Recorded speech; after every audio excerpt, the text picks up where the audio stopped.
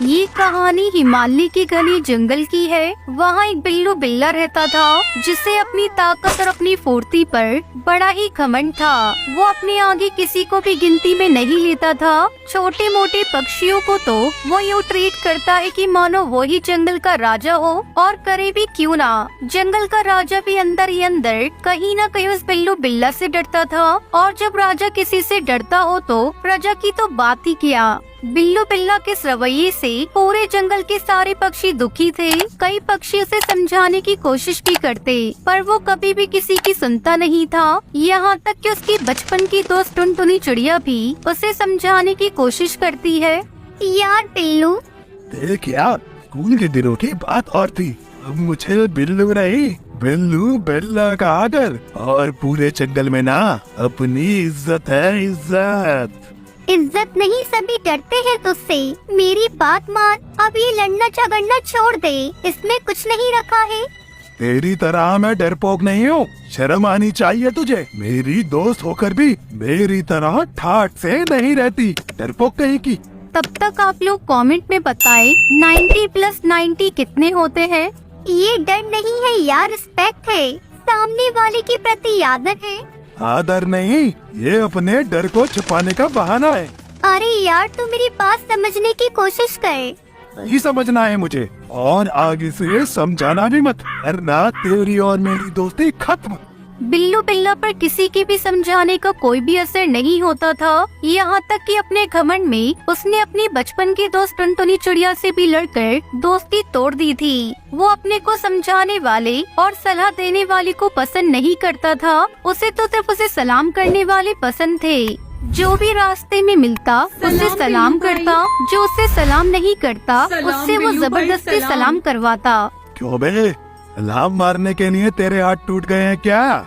हाँ वो क्या, सलाम मार, और हर बार सलाम मारना, वरना तेरे आगे का दाया और पीछे का बाया पैर तोड़ कर ना खा जाऊंगा।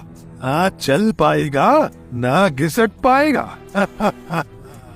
माफ कर दो बिल्लू भाई, माफ कर दो। सलाम मार, सलाम। तोता भाई, आपने बिल्लू बिल्ला को देखकर रास्ता क्यों बदल लिया? क्या बताऊं बुलबुल बहन, इसके सामने जाओ तो इसे सलाम करना पड़ता है। कहीं भूल गए तो फाड़ खाने की बात करता है, कहीं गुस्से में फाड़ खाया तो इससे तो बेहतर है उस रास्ते ही ना जाओ जिस रास्ते ये बिल्लू जाए। फिर तो ऐसा हो गया था कि जो भी घमंडी बिल्लू बिल्ला को देखता वो अपना रास्ता बदल लेता।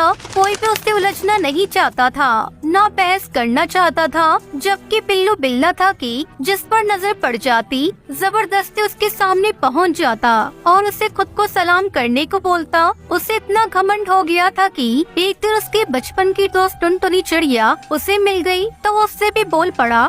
ओए टुनटुनी चिड़िया, क्या हुआ बिल्लू?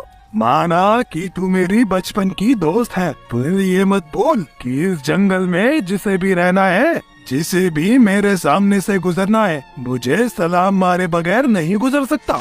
और किसी ने नहीं मारा तो वो जान से मारा जाएगा। चल सलाम मार मुझे।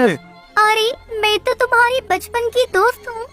दोस्ती अपनी जगह और पोजीशन अपनी जगह। सलाम मार, सलाम।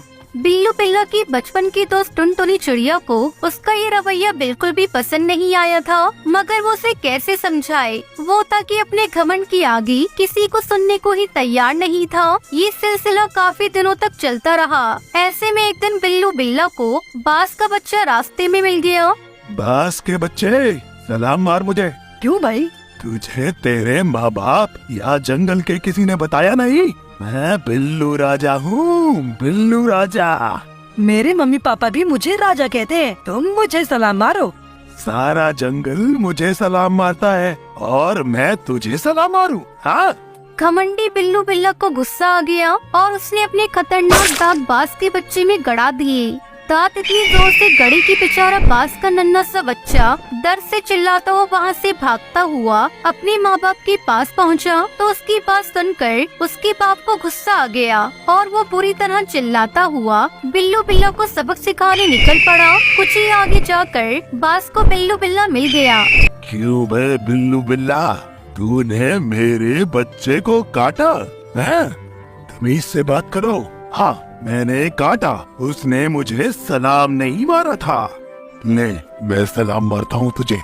बस इस मार से बिल्लू बिल्ला के जबड़े हिल जाते हैं। वो घबराकर वहाँ से भागता है। उसे आगे टुनटुनी चिड़िया दिखाई देती है। वो उसके पीछे जाकर छुप जाता है। टुनटुनी चिड़िया के पीछे कहाँ छिप रहा है बे?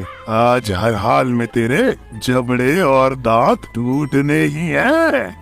सारी बात सुनकर टुनटुनी चिड़िया उसे फिर समझाती है। तू मेरे बचपन का दोस्त था, इसलिए मैं तुझे समझाती थी। अब तो बाज किसी भी कीमत पर मुझे नहीं छोड़ेगा। मुझे भूख भी लग रही है। भूख से तड़प तड़प कर मर जाऊंगा। अगर तू आज से अपनी आदत बदल ली तो मैं बाज भाई को समझा सकती हूँ। मैं वादा करता हूँ, आज के बाद मैं किसी को भी तंग नहीं करूँगा। किसी को भी सलाम मारने को नहीं कहूँगा। उल्टा मैं सभी को सलाम मारूंगा। ये सुनकर टुनटुनी चिड़िया कुछ ही देर में बाज भाई को समझाकर शांत करती है। बिल्लू बिल्ला बाज भाई को शांत देखकर सरप्राइज हो जाता है और फिर पूछता है, अरे बाज भाई, आप मुझ जैसे खतरनाक जानवर से नहीं डरे? मेरा कहना नहीं माने और एक नन्ही सी टुनटुनी चिड़िया की सुन ली। इस संसार में कोई भी सबसे ज्यादा ताकतवर नहीं है। जानवर की ताकत से ज्यादा उसकी जबान की ताकत होती है। तुम में घमंड बनाए, इसलिए टुनटुनी चिड़िया के सामने तुम एकदम कमजोर हो। टुनटुनी चिड़िया का कहना मैं तो क्या पूरा जंगल मानेगा, क्योंकि टुनटुनी चिड़िया की जुबान बड़ी मीठी है और मीठी जुबान से भगवान भी हार जाते हैं। बाज भाई की बात सुनकर बिल्लू बिल्ला की आंखें खुल जाती है और वो कहता है, आज मेरी समझ में आ गया, मीठी जुबान में ही सबसे बड़ी ताकत होती है। आज से मैं किसी से भी कोई भी दिल को दुखा देने वाली बात नहीं करूँगा। एक दिन पिंकी अपने घोंसले में उदास बैठी थी। उसे उदास देखकर बंटी कबूतर उससे पूछता है, क्या हुआ बेटा, तुम क्यों उदास हो? मुझे स्कूल जाने में लेट हो रहा है। पापा अगर ना होती तो मुझे तैयार कर देती। बस इतनी सी बात, मैं अपनी रानी बेटी को अभी तैयार किए देता हूँ। पापा माँ मुझे छोड़कर क्यों चली गई? क्या बताऊँ बेटा, अभी तू छोटी है, मेरी बातों को तू समझ नहीं पाएगी। जब तू बड़ी हो जाएगी तो मैं तुझे सब कुछ सच सच बता दूंगा। बंटी कबूतर पिंकी को तैयार करके स्कूल पहुंचा देता है। पिंकी की बातें बंटी के दिमाग में बार बार गूंज रही थी। पापा माँ मुझे छोड़कर क्यों चली गई? शाम को बंटी जब घर आता है तो अपने साथ एक नौकरानी को लेकर आता है। यह है मेरा घर। कितना खूबसूरत है आपका घर। मेरा नहीं, आज से ये तुम्हारा भी घर है। आज से तुम्हें ही इस घर की देखभाल करनी है। रुको, मैं अभी अपनी बेटी को बुलाता हूँ। हाँ जल्दी बुलाइए, मैं भी उससे मिलने के लिए बेताब हूँ। पिंकी, देखो मैं किसे लेकर आया हूँ। कौन है पापा, आप किसे लेकर आए हो? ये तुम्हारी आंटी है, आज से तुम्हारी ये देखभाल करेंगी। कितनी प्यारी बच्ची है। आओ बेटा, मेरे पास आओ। आज से ये तुम्हारी देखभाल भी करेंगी और तुम्हें स्कूल भी ले जाएंगी। ठीक है, तुम अब जाओ, खेलो। चलो चलो टुनटुनी, मैं तुम्हें तुम्हारा घोंसला दिखा देता हूँ। दूसरे दिन टुनटुनी अपने घोंसले में आराम कर रही होती है। तभी पिंकी खेल कर आती है। आंटी आंटी मुझे बहुत जोरों से भूख लगी है, मुझे कुछ खाने को दो। आंटी आप क्यों नहीं सुन रही हैं? मुझे बहुत जोरों से भूख लगी है, मुझे कुछ खाने को दो। चल हट जा, तुम दोनों बाप बेटी ने मुझे क्या समझ रखा है? तुम सोचते हो कि मैं तुम्हारी नौकरानी हूँ? नहीं, मैं नौकरानी नहीं हूँ, मैं इस घर में राज करने आई हूँ। तेरा बाप तो मूर्ख है जो मुझे यहाँ तुम्हारी सेवा करने के लिए लाया है। आंटी पापा ने तो कहा था आप मेरी देखभाल करेंगी। मूर्ख, मैं तुम्हारी देखभाल तेरे बाप के सामने ही करूँगी। आने दो पापा को, आज मैं उनसे शिकायत करूँगी और ये भी कहूँगी कि आपने मुझे धक्का दिया। अच्छा, तेरी इतनी हिम्मत, तू अपने पापा से मेरी शिकायत करेगी? ठहर जा, तुझे खाना खाना है ना? मैं तुझे अभी खाना खिलाती हूँ। टुनटुनी किचन में जाती है और वहाँ से मिर्ची का पाउडर उठाकर लाती है।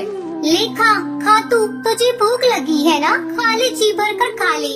बड़ी आई मेरी शिकायत करने वाली। अब जब रात भर तेरा मुंह चलेगा तो तुझे पता चलेगा शिकायत कैसे की जाती है। आंटी मेरा मुंह जल रहा है। तुझे शिकायत करनी थी ना? अब तो शिकायत कर, मैं तुझे ऐसा खाना डेली खिलाऊंगी। पिंकी रोते हुए अपने घोंसले में चली जाती है और जाकर सो जाती है। रात में बंटी जब ऑफिस से घर आता है तो कहो, आज का दिन कैसा रहा? पिंकी ने कहीं तुम्हें तंग तो नहीं किया? अरे नहीं, बहुत प्यारी बच्ची है, बहुत शांत रहती है। पिंकी तो कहीं दिखाई नहीं दे रही है, कहाँ है वो? आज मैंने उसके साथ बहुत मस्ती की, वो थक कर सो गई। चलो अच्छा है, वो तुम्हारे साथ घुल मिल गई। अगली सुबह टुनटुनी अपनी सहेली से फोन पर बात कर रही थी। अरे क्या बताऊँ तुझे, मैं तो यहाँ एकदम महारानी की तरह रहती हूँ और वो पिद्दी सी चिड़िया, उसे तो मैंने नौकरानी बना कर रखा है। अरे टुनटुनी, किससे बातें कर रही हो? इधर आओ। चल मैं फोन रखती हूँ, मेरा मालिक बंटी कबूतर मुझे बुला रहा है। देखो टुनटुनी, तू पिंकी को तैयार करके समय पर स्कूल भेज देना, मैं ऑफिस जा रहा हूँ। हाँ ठीक है, मैं उसे भेज दूंगी। थोड़ी देर बाद अरे पिंकी, तू यहाँ बैठी बैठी टीवी देख रही है, चल जा जाकर मेरे लिए गर्म पानी कर। मुझे नहीं आता आंटी, तेरे बाप ने तुझे चूल्हा जलाना भी नहीं सिखाया। मैं कहती हूँ 5 मिनट के अंदर जाकर मेरे लिए गर्म पानी करके ले आ। पिंकी टुनटुनी के लिए पानी गर्म करने के लिए जाती है। मेरा हाथ जल गया आंटी, मेरा हाथ जल गया। ये चिड़िया ना हर समय मुसीबत में मुझे डाल देती है, अब मैं क्या करूँ? बंटी देखेगा तो मुझे बोलेगा।